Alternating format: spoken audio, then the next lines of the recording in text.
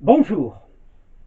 Le 8 août 1819, soucieux de réconcilier les Français et de s'attirer les bonnes grâces de l'armée un peu déboussolée après les jours de gloire, puis le désastre sous l'Empire, le roi Louis XVIII se rend à l'école militaire de Saint-Cyr à la rencontre de ses élèves qui manœuvraient dans la cour du château de Saint-Cloud.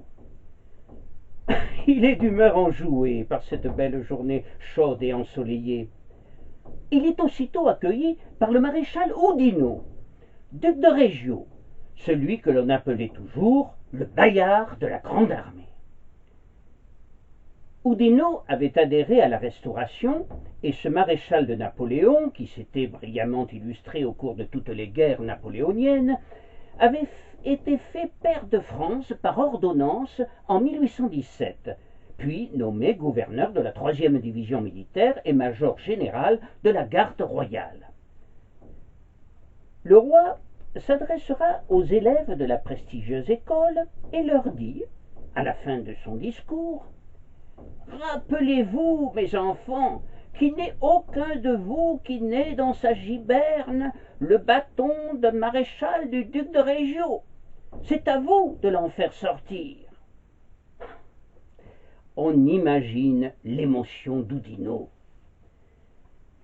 Avoir son bâton de maréchal signifie depuis ce jour être arrivé à la plus haute situation à laquelle on puisse prétendre et, partant, d'être couronné du succès mérité que l'on attendait. Nicolas Charles Oudinot est né le 25 avril 1767 à Bar-le-Duc, dans la Meuse, où son père exploitait une petite brasserie avec quelques ouvriers. Du côté maternel, toutefois, sa famille jouissait de quelque notoriété bourgeoise. Un de ses oncles avait même été un temps maire de la ville. L'idée du père de Nicolas Charles était, tout naturellement, d'initier son fils au secret de son état, afin qu'il puisse lui succéder un jour. Pour cela, une simple instruction primaire était bien suffisante. Mais ces projets se heurtèrent rapidement au tempérament indiscipliné de l'enfant qui ne rêvait alors que de plaies et de bosses, et il n'avait par ailleurs aucun goût pour le commerce, pas plus d'ailleurs que pour la fabrication de la bière. Il n'en était pas moins un bon fils, affectueux et aimant, mais prompt à la colère, et ne supportait pas surtout d'être contrarié. Un jour, à la table familiale, ne pouvant plus endurer la conversation insipide d'un invité, ami de son père, il jeta la soupière fumante à la tête de celui-ci. À l'âge de 17 ans, après une énième querelle avec son père au sujet de son avenir, il s'engage au régiment de Médoc-Infanterie, contre la volonté de ses parents. Mais il reste un bon fils qui ne veut pas leur faire de la peine, et cédant à leurs supplications, après 3 ans de service, il quitte l'armée et rentre au logis familial. Il s'est un peu assagi, ce qui lui permet de supporter pendant 2 ans l'ennui de la petite ville. Mais il s'étiole, sans espoir d'entreprendre un jour ce qu'il souhaite. Fort heureusement pour lui, les événements de 1789 arrivent à point nommé pour le sortir de l'ornière où il s'enlisait. Toutes les opportunités lui semblent alors les bienvenues, et il rebondit en formant à Bar-le-Duc une compagnie soldée dont il est d'emblée nommé capitaine. À la tête de celle-ci, il réprime un mouvement populaire et montre en la circonstance un sang-froid qui étonne ceux qui connaissaient son tempérament volcanique. Il a désormais le pied à l'étrier et voit enfin son avenir avec confiance. Dès lors, il prend des décisions hardies, comme celle de se marier alors que sa situation reste précaire. Oh, mais peu importe. Cela d'ailleurs n'effraie pas Charlotte d'Erlin, la jeune fille qu'il épouse le 15 septembre 1789 et qui lui donnera 7 enfants. Elle a raison d'ailleurs, puisqu'en 1791, le fils du brasseur de Bar-le-Duc est nommé lieutenant-colonel et commande le 3e bataillon des volontaires de la Meuse, où il s'illustre par sa bravoure. Et en 1793, il défend et dégage le château de Bitsch, en Moselle, attaqué par les Prussiens, et il fait 700 prisonniers. C'est alors que celui qui deviendra, dans quelques années, le maréchal aux 35 blessures, reçoit un coup de sabre sur la tête qui lui inflige sa première blessure. Il en est récompensé par le grade de colonel, et il va aller désormais, tambour battant, de campagne en campagne, en Bavière, en Suisse, sur le Rhin, toujours sûr de lui et joyeux, même sous la mitraille. Il apprend par ailleurs, en combattant sur le terrain, ce qui sera désormais son métier pour la vie, celui des armes. C'est un homme extraordinaire, extraordinaire de vitalité et d'une ardeur infatigable. Les yeux vifs, la bouche énergique, curieux de tout et avide de savoir. Il parviendra à combler par l'expérience de chaque jour les lacunes de ses connaissances théoriques. Promu général de division en 1799, il prit le commandement de soldats d'élite appelés à devenir les grenadiers d'Oudinot. Il servira sous Hoche, Pichegru et Moreau, puis dans l'armée d'Helvétie, sous Masséna, dont il deviendra le chef d'état-major et l'ami. Il le suivra à l'armée d'Italie. Les combats et les blessures se succèdent, mais aussi l'enthousiasme et la vaillance de ce soldat exceptionnel, enthousiasme et vaillance qui ne faiblissent pas. Découvrant le corps nu du guerrier 15 ans plus tard, au détour d'une douche aux eaux de Barège, le capitaine Canrobert s'étonnera de ses nombreuses cicatrices et le définira ainsi. « Ce n'était qu'une passoire !» Bien des années durant, les spéculations sur leur nombre exact, iront bon train. Criblé de blessures, soulignera de son côté Chateaubriand en parlant d'Oudinot, et autant de marques de bravoure. Napoléon lui fera part à maintes reprises de sa fierté d'avoir un homme tel que lui à ses côtés, et le présentera au tsar en 1808 comme le Bayard de l'armée française. À ses qualités militaires hors du commun, Oudinot ajoutait en effet un profond sens de l'honneur. C'est ce que symboliseront les 3 hommes médiévaux qui figureront dans ces armoiries, rappelant les vertus de Bayard, le chevalier sans peur et sans reproche. Oudinot se distinguera dans tous les combats des guerres d'Italie, multipliant les blessures et chargeant parfois l'ennemi le bras en écharpe comme à Ettenheim. Proche de ses soldats, meneur d'hommes exceptionnel, mais économe de leur sang, il avait une grande considération pour ses adversaires sur le champ de bataille. Oudinot, c'est l'homme à la conscience irréprochable, dira de lui l'empereur en 1813.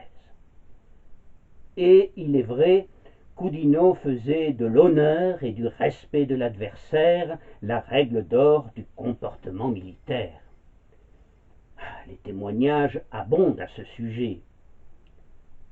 Peu avant la bataille de Wagram, en 1809, ayant eu connaissance du pillage par notre armée du presbytère du curé d'Ebershoff, auquel il ne restait plus rien que les habits qu'il portait, il lui donna une bourse remplie d'or en ajoutant, avec un sourire navré, « Je serais heureux, monsieur le curé, de vous offrir quelques-uns de mes habits, mais je craindrais que vos ouailles ne veulent plus vous reconnaître pour pasteur. Je vous demande donc la permission de réparer plus utilement le tort qui vous a été fait. » C'est à Wagram d'ailleurs que sa bravoure et son audace atteignirent sans doute son paroxysme avec sa traversée périlleuse du Danube avec 1500 voltigeurs sous un ciel sillonné à la fois par les obus et par les éclairs d'un orage d'une violence inouïe, trompant la vigilance des Autrichiens pris par surprise, car ceux-ci pensaient qu'un débarquement était possible, mais beaucoup plus à l'ouest. Oudinot était aussi un fin manœuvrier. Au cours de la seconde journée de la bataille, alors qu'il se trouvait avec Davout aux portes de Wagram, une balle autrichienne lui déchira l'oreille gauche. L'armée autrichienne de l'archiduc Charles fut presque totalement anéantie et laissa plus de 40 000 morts sur le plateau de Wagram contre 10 000 pour les Français. Cette fantastique victoire, due en grande partie à Oudinot, se soldera par la capitulation de l'empereur d'Autriche François II, qui, plus tard, donnera sa fille à marier à Napoléon, laquelle deviendra la nouvelle impératrice de l'Empire après Joséphine. Aussitôt après la bataille de Wagram, comme il avait toujours l'habitude de le faire après chaque combat, il parcourut le champ de bataille suivi de son chirurgien et donna des soins aux blessés ennemis comme à ses propres soldats. « Après une bataille, disait-il, il n'y a plus de nationalité qui tienne. Il n'y a plus de vainqueurs et de vaincus. Il n'y a que des morts et des blessés valeureux qu'il faut soigner en priorité. » Rares étaient alors les chefs qui, comme lui, prêtaient attention à ces choses dont les armées se montraient généralement assez peu soucieuses en temps de guerre, il faut bien le dire. Une autre anecdote rapportée par le général Molitor démontre ce souci qu'il avait du bien public, même pendant les batailles. Alors qu'il longeait un champ de blé avec quelques officiers, il s'indigna de voir un de ses aides de camp faire marcher son cheval en plein milieu du champ. Et il l'apostropha rudement.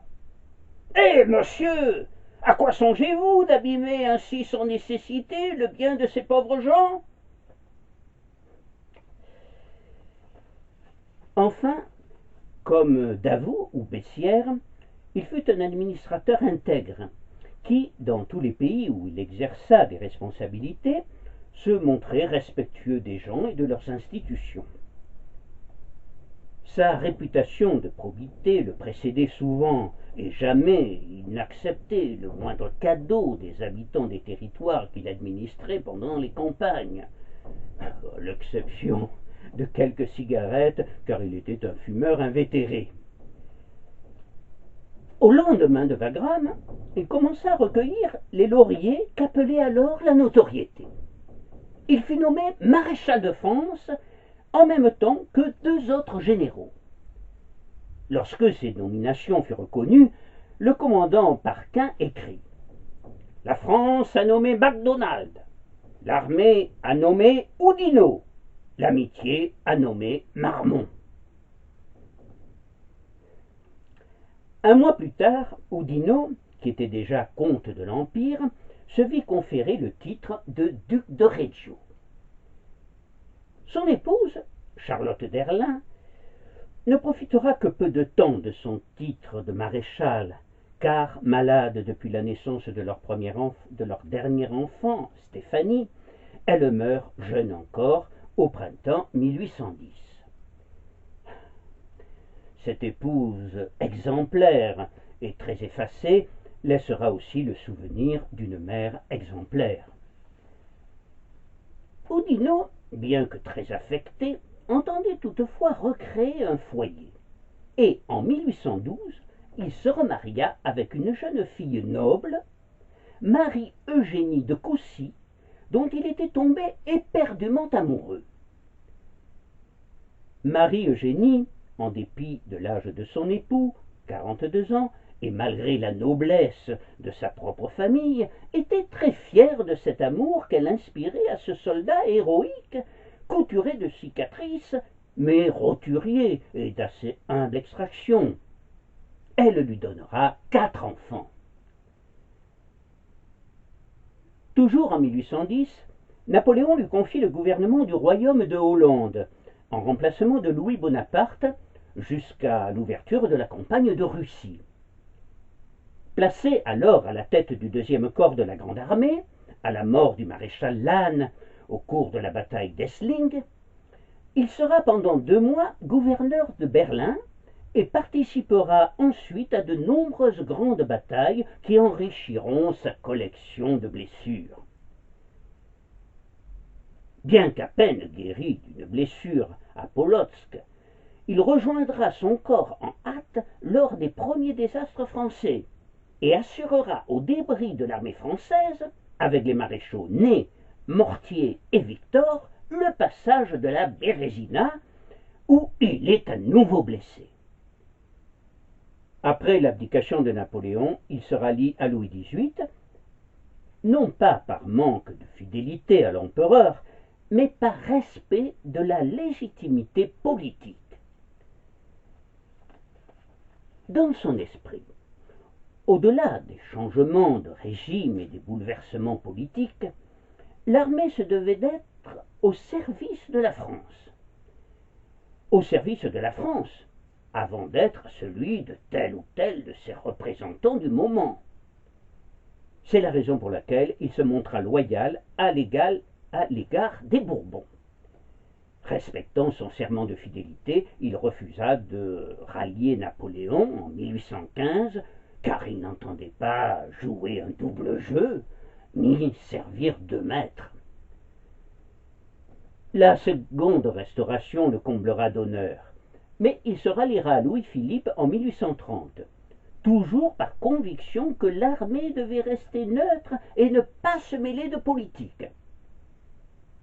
Il terminera sa longue carrière bien remplie comme gouverneur des Invalides, et toutes ses blessures accumulées ne l'empêchèrent pas de mourir finalement dans son lit, le 13 septembre 1847, à l'âge de 80 ans, affectueusement entouré de son épouse et de tous ses enfants.